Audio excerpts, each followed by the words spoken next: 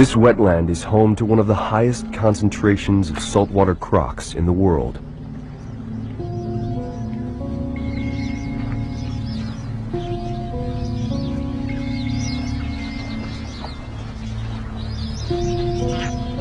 During the wet season, it's a fertile gathering ground for all manner of thirsty creatures. They mingle in rivers and billabongs, backwater creeks that swell with the rains.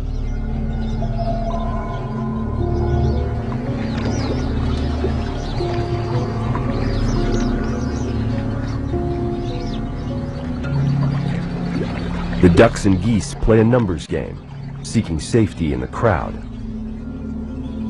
But to the crocs, any individual would make a tasty meal.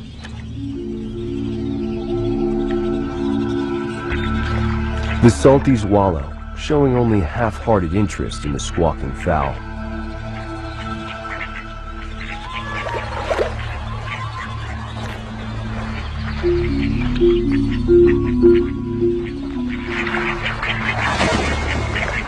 Feeling safe, the ducks focus on their own displays of dominance and bravado.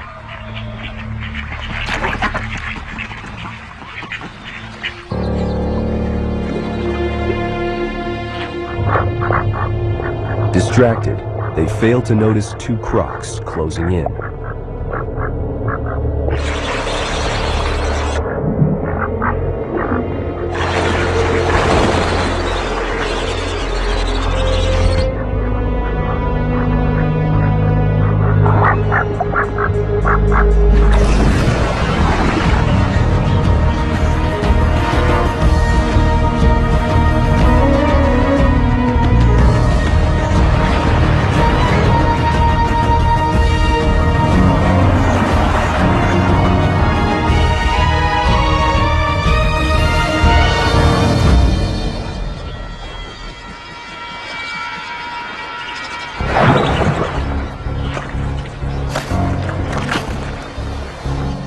This meal is too small to share, but the victorious croc is not home free yet.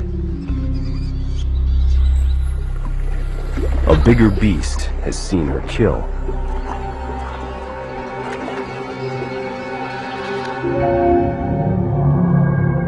This is no ordinary croc. It's the Billabong King, a battle-tested 5.5-meter male who dominates these waters.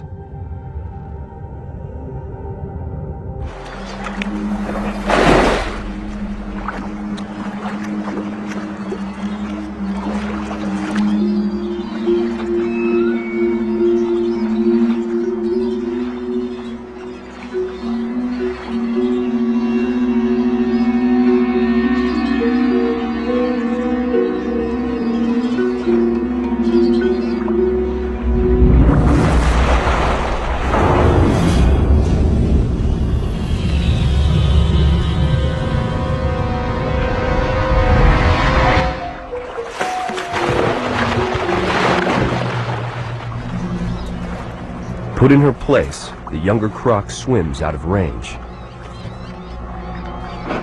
The Billabong King has stolen her prize.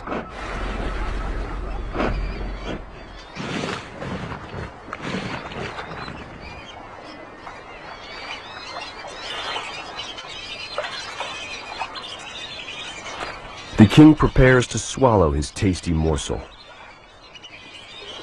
But before he can eat, his young rival returns.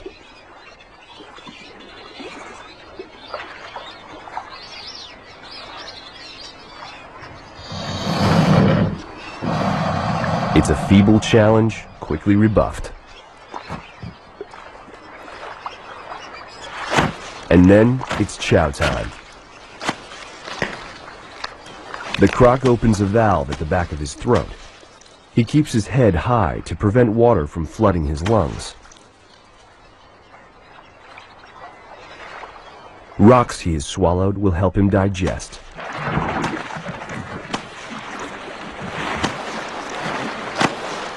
As the dominant salty on this stretch of river, the Billabong King sits firmly atop the predatory food chain.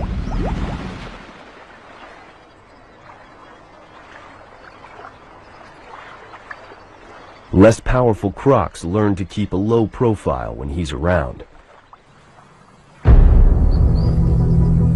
The king makes his home in the brackish waters of Australia's coastal floodplain. During the day, he can usually be found lounging on the riverbank.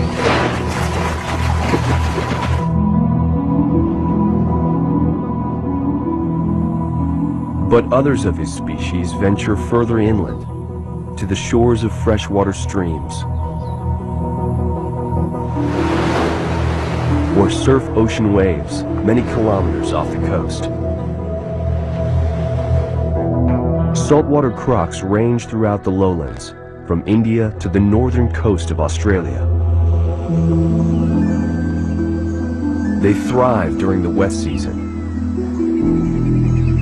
when water and food are easy to find.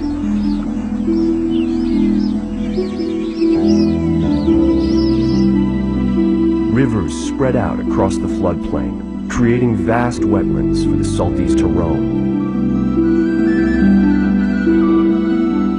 In a few months, the water will dry up, leaving baked earth and hard times. But for now, it's a land of plenty.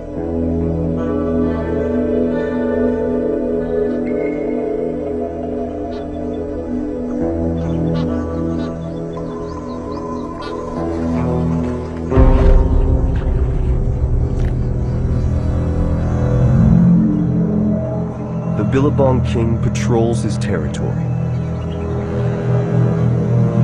He's keeping an eye out for males who might challenge him, and females he can woo. The wet season is also the season of love. Another male croc swims near, looking for a fight.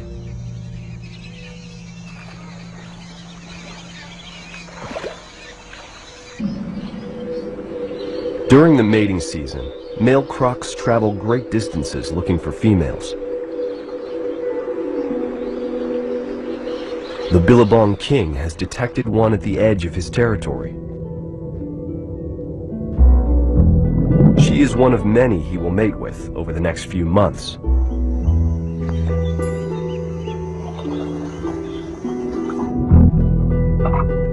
Mating happens in the water. Blowing bubbles gets them in the mood.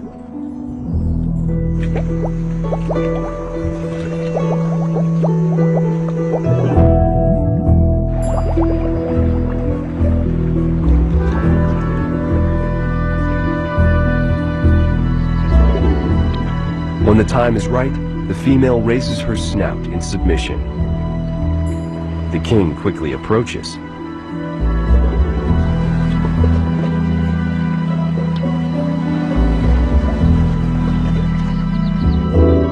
In the murky water, tails intertwine, and his genitals, normally hidden inside his body, come out for the occasion.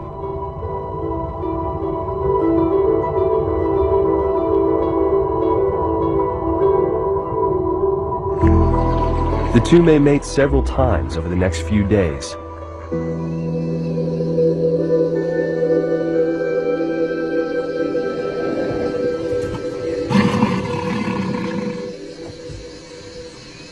In other seasons, he would never let her get this close.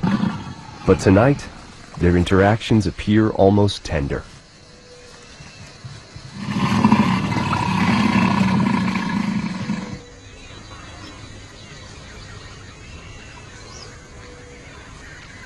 Not long after the Billabong king leaves, the female must start thinking about a nest.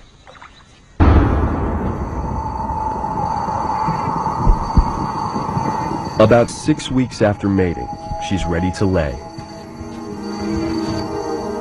An infrared camera reveals her labors in the pitch-black night.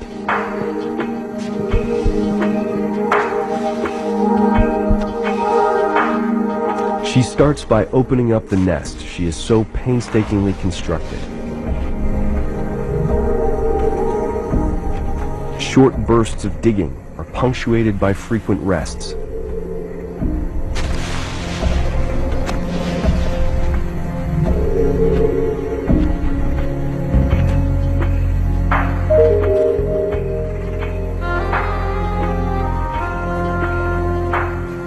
She's a big crocodile and can lay up to 80 eggs.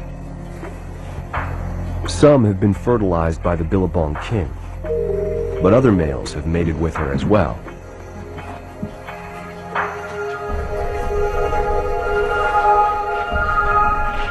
Once the eggs are laid, she piles vegetation back on top. It'll protect the nest and keep the eggs warm. The optimal temperature for their development is between 30 and 34 degrees.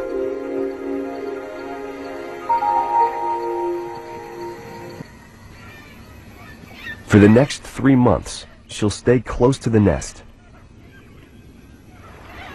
Even food will become an afterthought. She'll only eat if a meal happens by.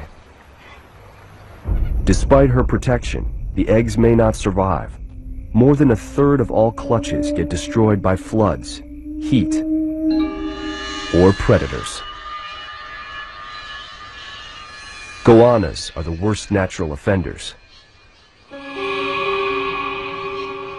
But today, it's a more nimble creature on the attack. A dingo has come looking for some tasty fast food.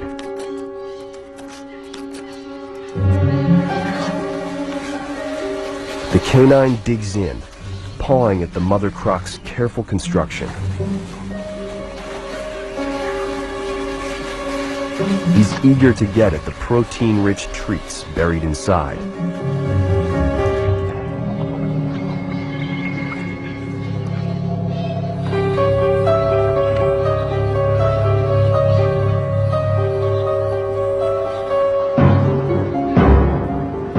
The mother croc swims in to rescue her eggs.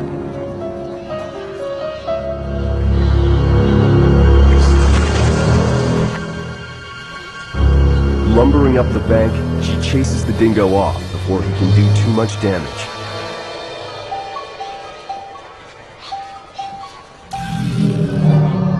She's not agile on land, but her teeth are ferocious enough to drive him away.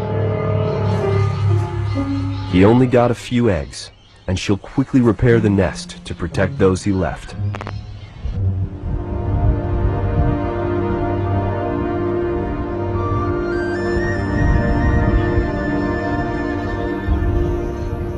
The mother croc's vigil continues 24 hours a day. Salties, like most crocodiles, are primarily nocturnal. Her keen senses and lightning-quick jaws give her many tools for hunting at night.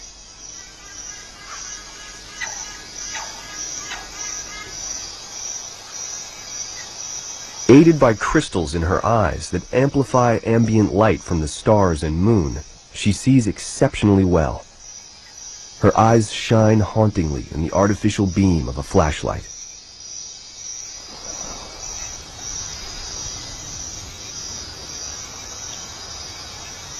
She spends most of her night on the river, keeping an eye out for threats to her babies and prey.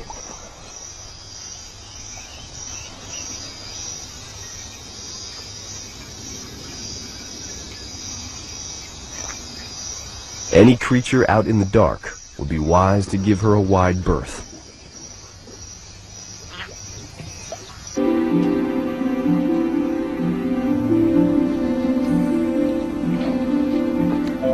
Thirsty wallabies take advantage of their languor.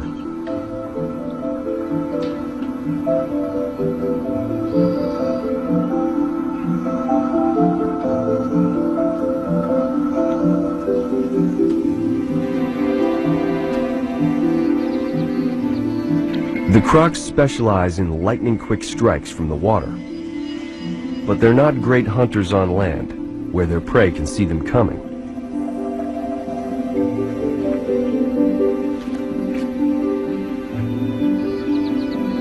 The wallabies seem to know the croc's limits. They get close, but stay just out of range. It's a safe strategy on land.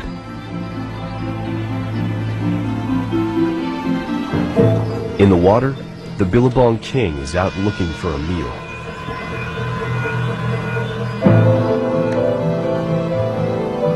He watches as the wallabies slowly make their way to the water's edge.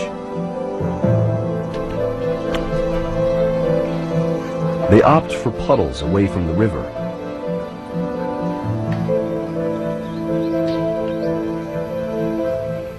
Or search for spots that seem too shallow for a croc to lurk.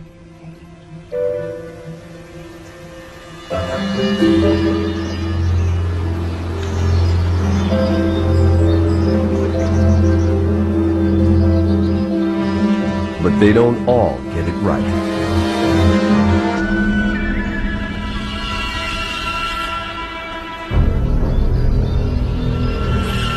The king sights his prey from a distance, then begins his stealth attack.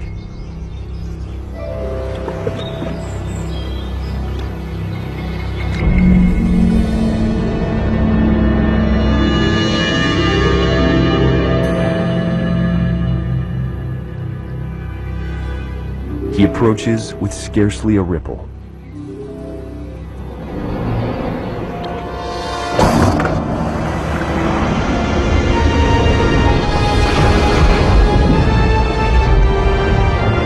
With a strike speed of more than 12 meters per second, he gives his victim no time to react.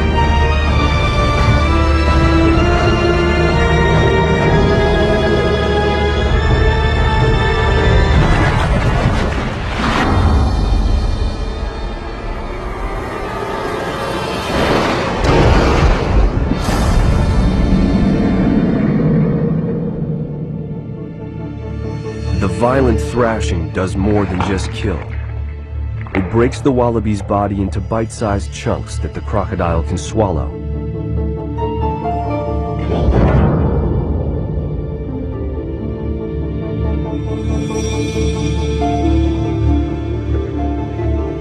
Every mouthful is important because he'll eat little in the cooler months ahead.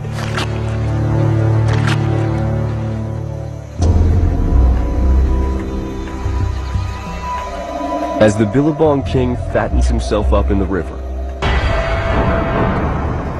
his offspring are getting ready to hatch. After almost 3 months in their hard-packed nest, the baby crocs begin breaking out of their shells.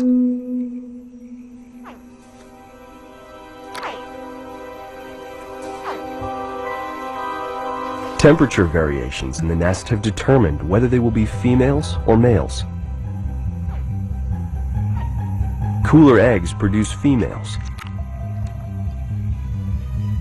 The warmest ones hatch stronger, faster-growing males. It's evolution's way of making males out of the individuals with the best chance of growing big. Big males have a higher probability of mating than smaller ones. But even small females will generally find a mate.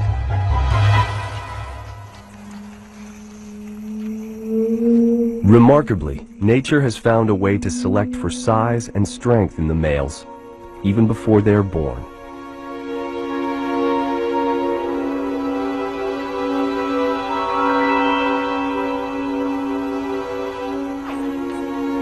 The babies start calling for their mother while they're still in their shells.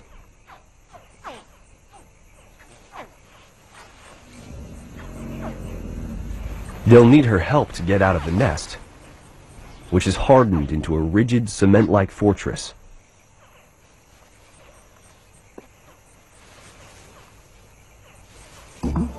She begins her parenting by digging her babies free.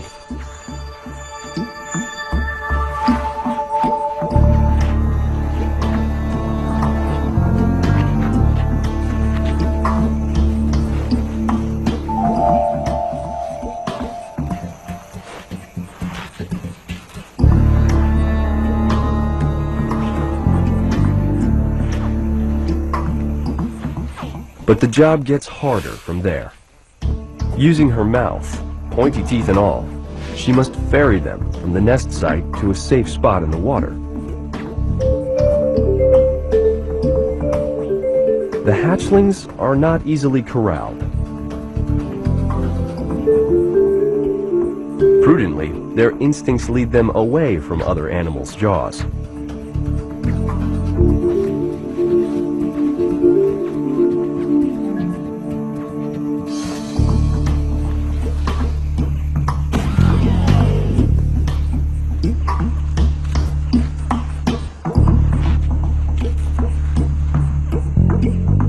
But once she gets a few into the safety of their watery nursery, the others hear their calls and follow them down.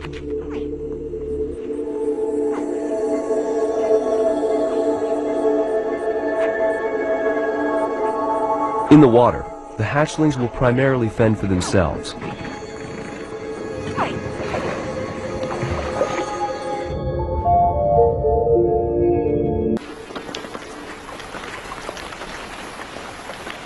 Their mother will try to watch over them for several more weeks, but they'll still be easy targets for birds, turtles, fish, and even other crocodiles. If they survive to adulthood, they'll rise to the top of the food chain, but for the time being, they're close to the bottom.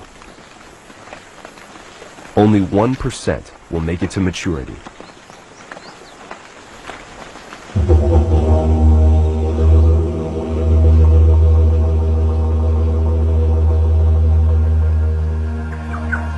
It's now May in Australia, the beginning of the dry season.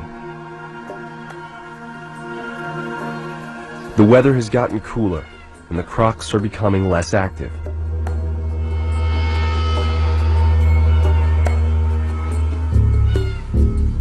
Cold-blooded, they rely on the sun, shade, and water to keep them around 32 degrees.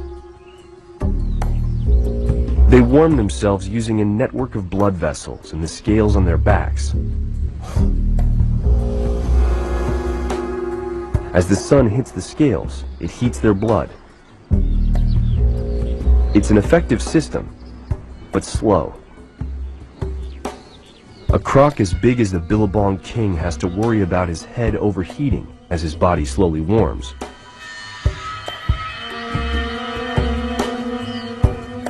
Some scientists believe crocs open their mouths to cool their brains, using evaporation to draw away heat.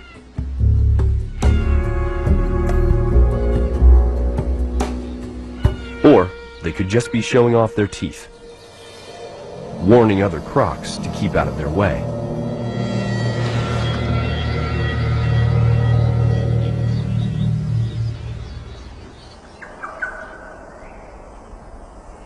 With no rain in more than a month, the massive floodplains, rivers, and swamps are starting to drain.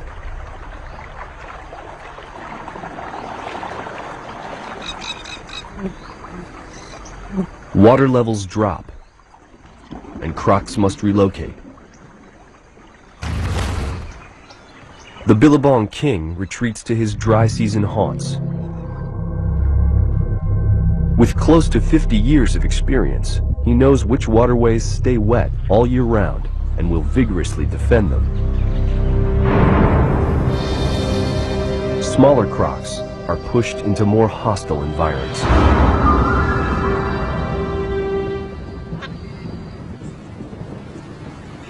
Australia's dry season is a dangerous time for baby crocs. On a muddy riverbank, the 3-month-old hatchlings are lucky to still have water. Their mother has chosen their nursery well.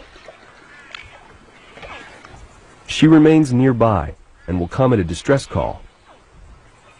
But for the most part, she leaves her offspring alone.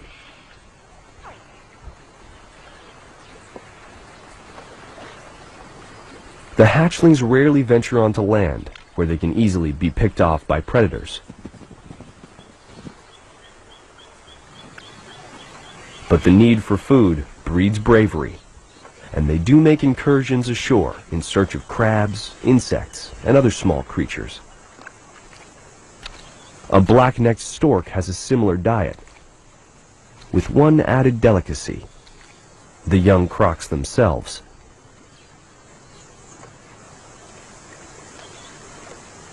Mudskippers on the riverbank look like easy prey. These amphibious fish walk on their fins.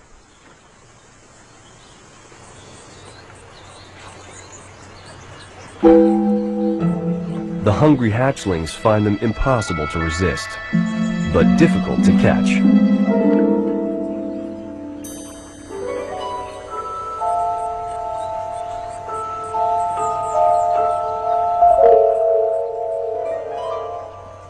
Chasing prey around the bank is not how adult crocs hunt, but it works for the little ones because their prey is so small.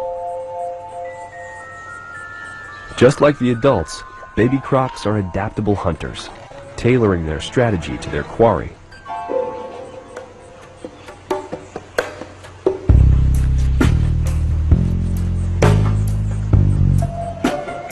Today, there's an opportunity for crab.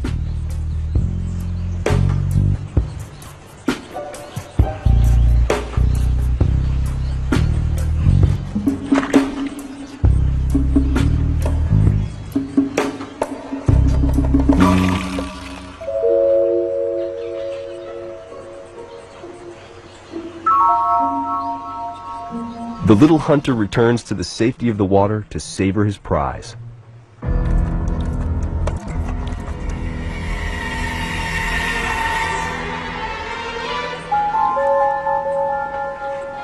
Unfortunately for his siblings, he's not the only one out hunting.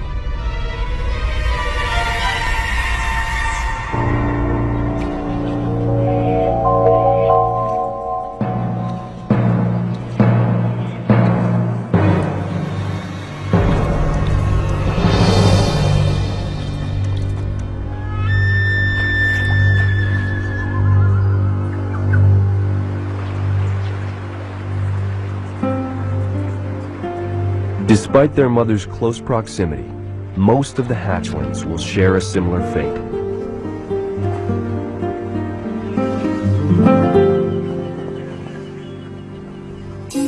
They're vulnerable on the surface.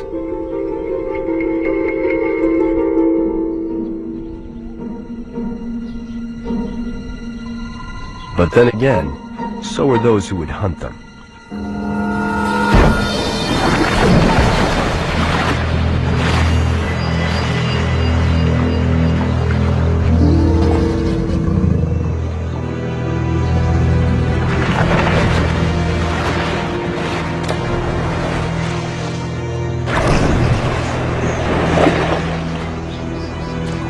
This is a welcome catch for the mother croc, and will probably be her last for a while.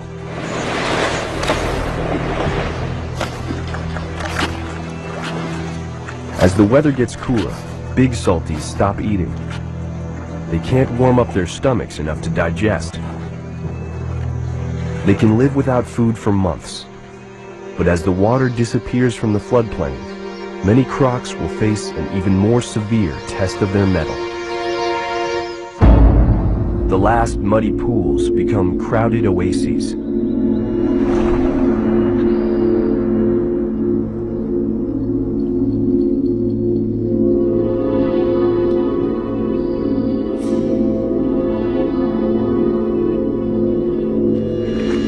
At this time of year, salties aren't concerned with defending their territory.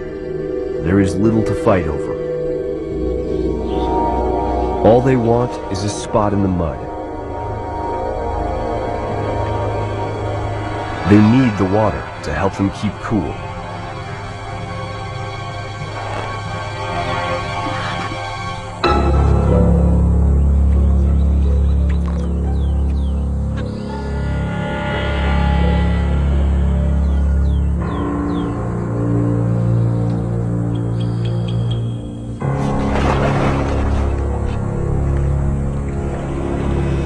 But as the pools dry and the crocs crowd closer and closer together, tensions do rise.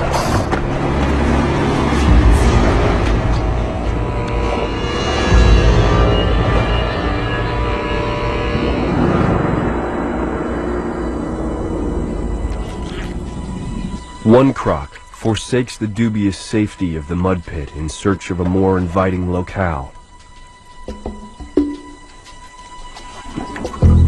He sets off during the cool of evening, hoping to find another pool before dawn.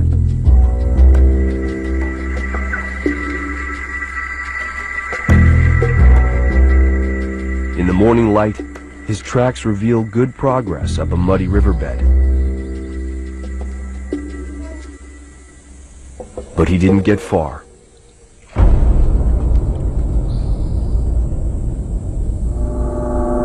With no water in sight and no protection from the sun, he won't last long.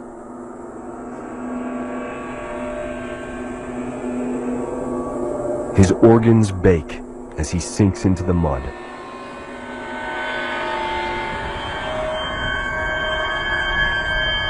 The long dry season is taking its toll.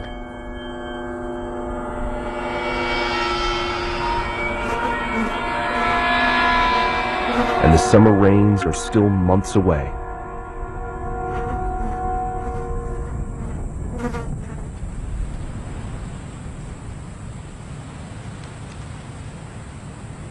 The last inland water holes attract all who can get to them.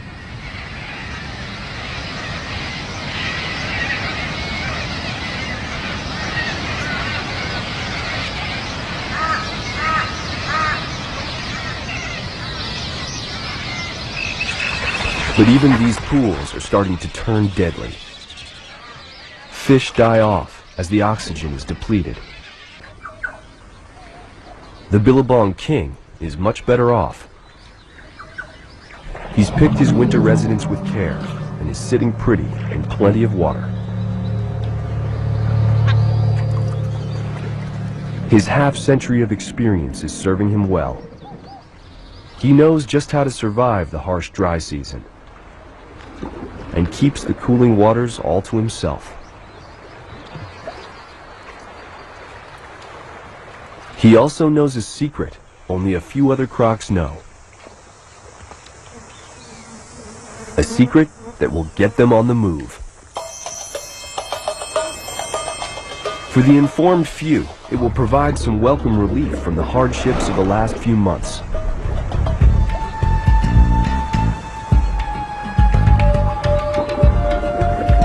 What sparks them to go is a mystery. But all at one time, they head for one specific spot on one specific river.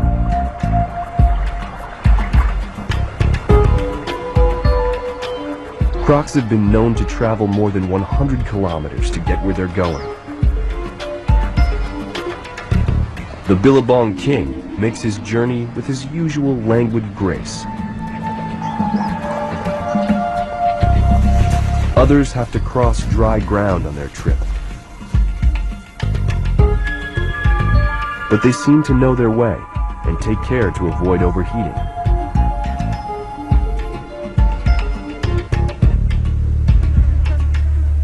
They rest often and wait out the hottest parts of the day in the shade.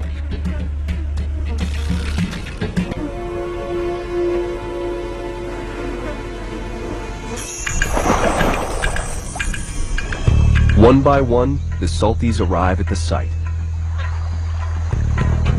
Gathering near a small man-made dam, their numbers grow as the day goes on. By the time the Billabong king swims in, the banks of the river are covered with crocs.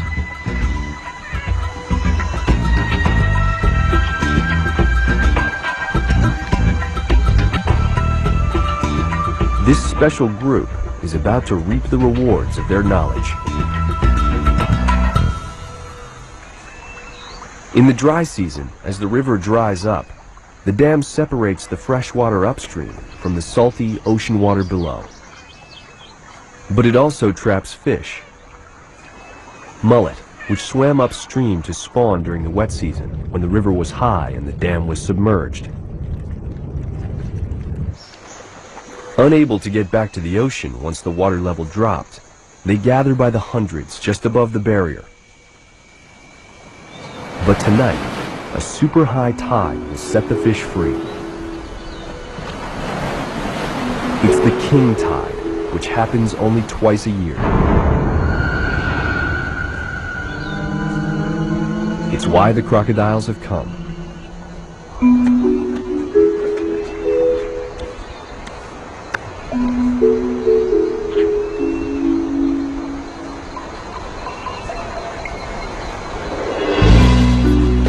As the rising tide rushes over the dam, the mullet fight against it to get back to the ocean.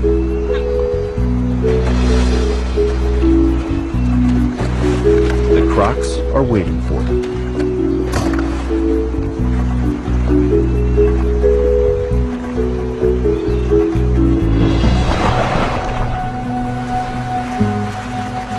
Like bears stalking salmon, the salties hunt with minimal effort.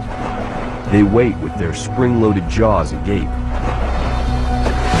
ready to snap shut at the touch of a fish.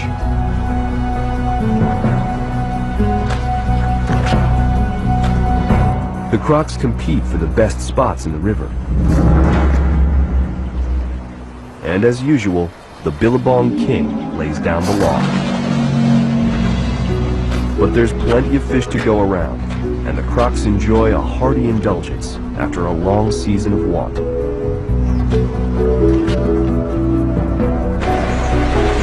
From their tracking of the tide to their unusual fishing tactics, the croc's mullet hunt is a surprising display of intelligence for creatures generally thought to be driven by primitive instincts alone.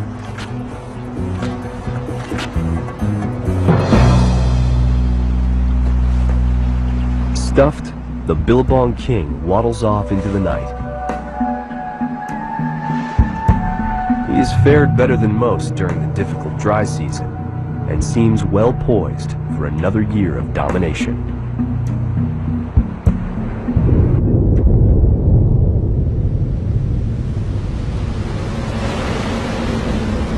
January.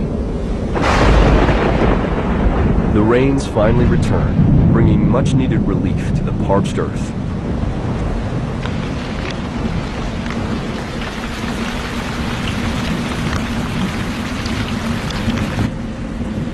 Rivers and lakes fill up, and the plains flood once again. The Billabong King has made it through another year. If his size is any indication, he's probably pushing 50.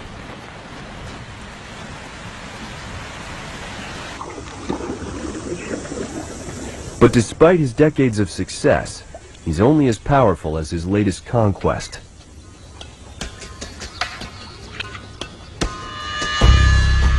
He doesn't go looking for a fight, but is more than willing to engage if he feels his dominance is threatened. Today, another salty is fishing in his space.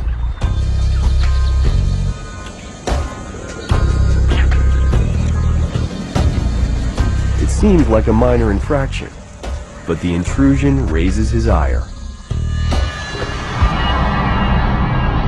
The Billabong King will flex his muscles.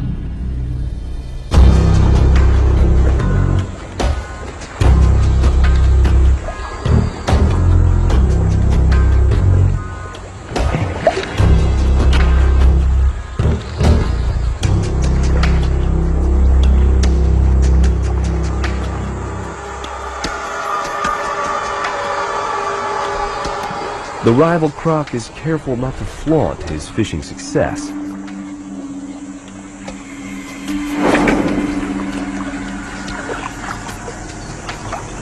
He takes his meal quickly when the king's head is turned.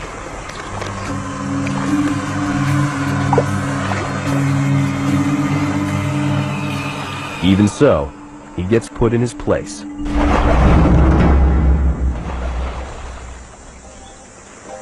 As he has done countless times before, the Billabong King establishes his supremacy, without much of a fight.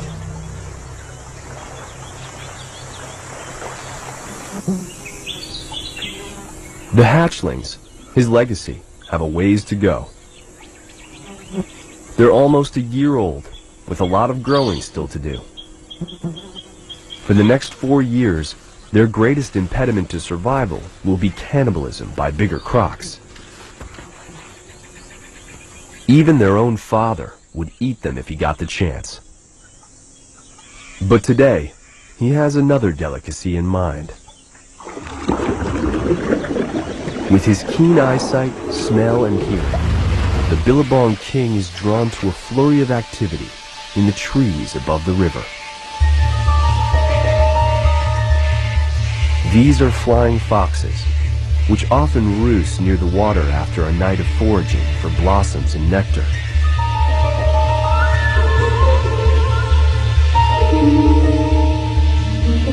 The nomadic bats travel hundreds of kilometers, and their colonies can number in the millions.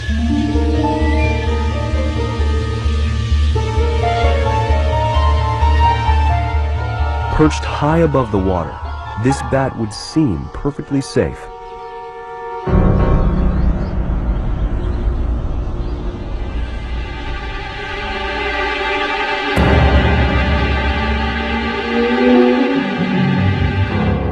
But this croc has one more unique talent. Wielding his mighty tail with tremendous force, the Billabong king propels his body 2.5 meters.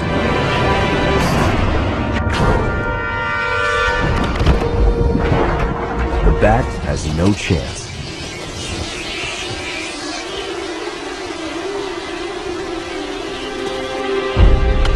It's a stunning display of agility for the 1,000-kilogram croc.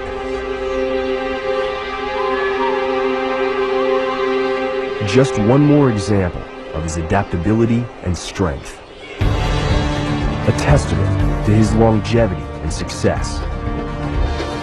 Year to year, he rises to every challenge, adapts to his environment, and cements his reign. 100 million years of evolution has created a creature who is master of his domain. A fine-tuned survivor of the harsh Australian floodplain.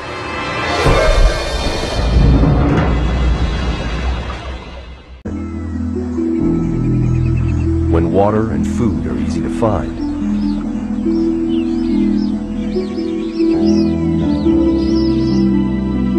rivers spread out across the floodplain, creating vast wetlands for the salties to roam.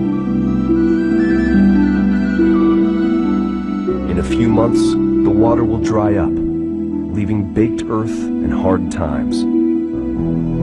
But for now, it's a land of plenty.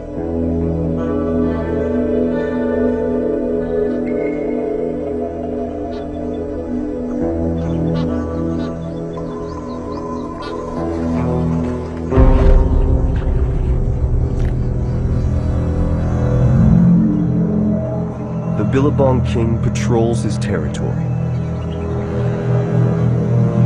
He's keeping an eye out for males who might challenge him, and females he can woo. The wet season is also the season of love. Another male croc swims near, looking for a fight.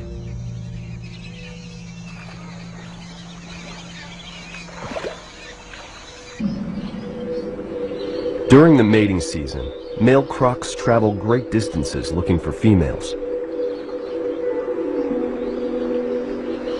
The Billabong king has detected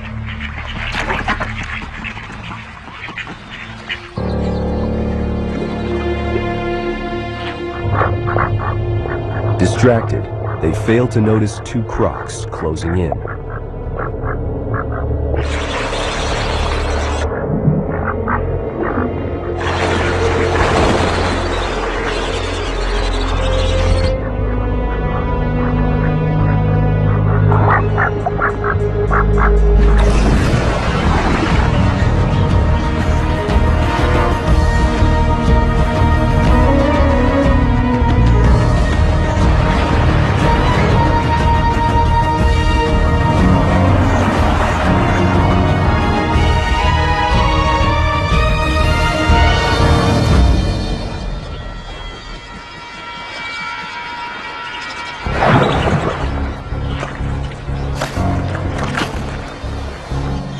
This meal is too small to share, but the victorious croc is not home free yet.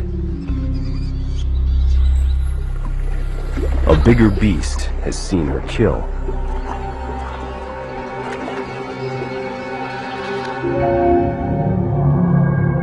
This is no ordinary croc.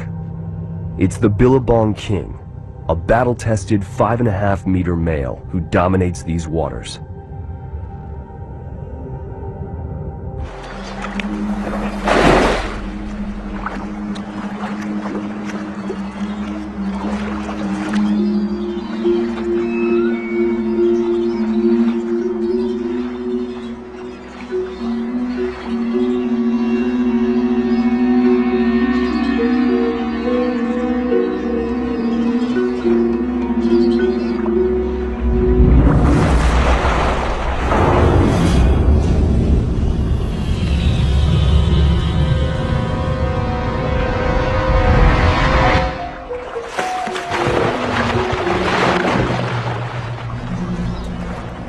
Put in her place, the younger croc swims out of range.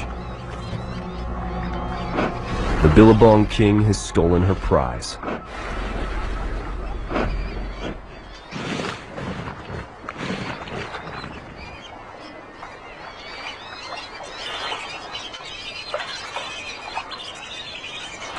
The king prepares to swallow his tasty morsel.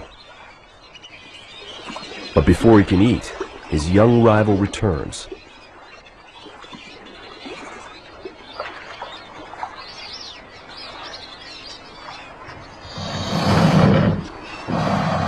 It's a feeble challenge, quickly rebuffed. And then it's chow time. The croc opens a valve at the back of his throat. He keeps his head high to prevent water from flooding his lungs. Rocks he has swallowed will help him digest.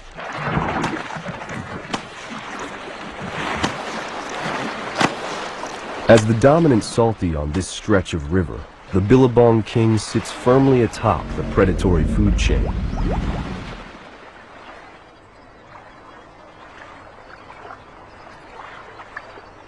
Less powerful crocs learn to keep a low profile when he's around.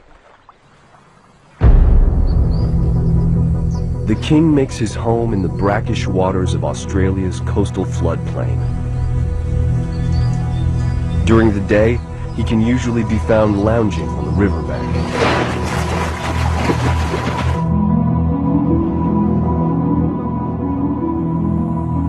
But others of his species venture further inland, to the shores of freshwater streams, or surf ocean waves many kilometers off the coast. Saltwater crocs range throughout the lowlands, from India to the northern coast of Australia. They thrive during the wet season.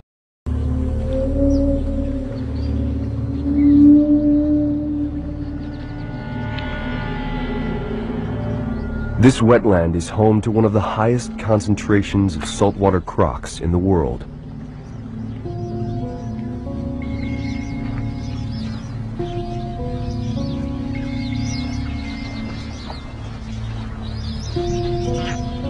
During the wet season, it's a fertile gathering ground for all manner of thirsty creatures.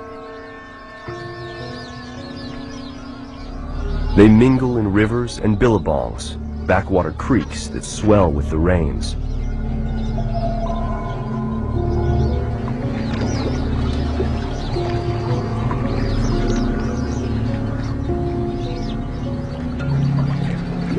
The ducks and geese play a numbers game, seeking safety in the crowd. But to the crocs, any individual would make a tasty meal.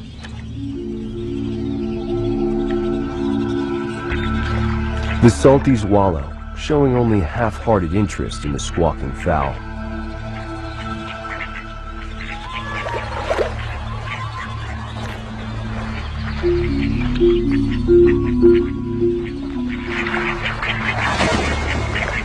Feeling safe, the ducks focus on their own displays of dominance and bravado.